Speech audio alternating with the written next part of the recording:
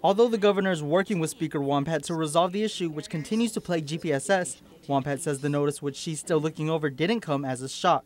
I'm not a bit surprised. I kind of anticipate this, reaction from them, because I know they're keeping tabs of what is really going on. She was, however, ill over the fact the resignation of Superintendent Bunny Scambaluri was mentioned in a pile of other deficiencies GPSS is still known for, adding that there's never been a problem with receiving federal grants from USDOE in the past. I haven't figured it out yet, unless the federal government is trying to strong arm, the government. I don't know what strategy is being used. I'm really just starting to kind of question all this only because of what has been the practice in the past. As for the governor reinforcing his announcement at his State of the Island address to appoint a superintendent and a hybrid board, GEPB Vice Chair Rosie Tanatongo, who is also a former superintendent, feels it would be a step in the wrong direction. The governor has no authority, but to me, whoever holds the purse really has the authority, because the money, even though the legislature did their job and appropriated the money,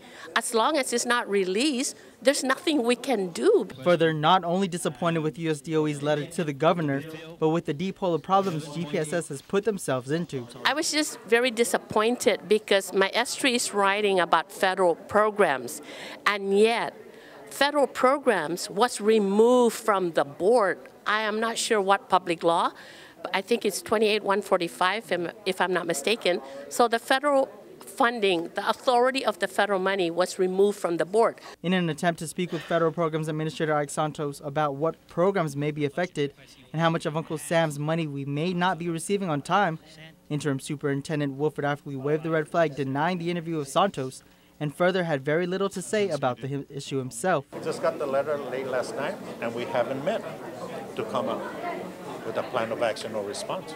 I don't make reactions on data that I don't have. My plan of action is to beat with the powers that be. GPSS has 1 week to demonstrate its compliance with program requirements as well as its administrative capacity in order for USDOE to promptly issue the FY 2008 grants.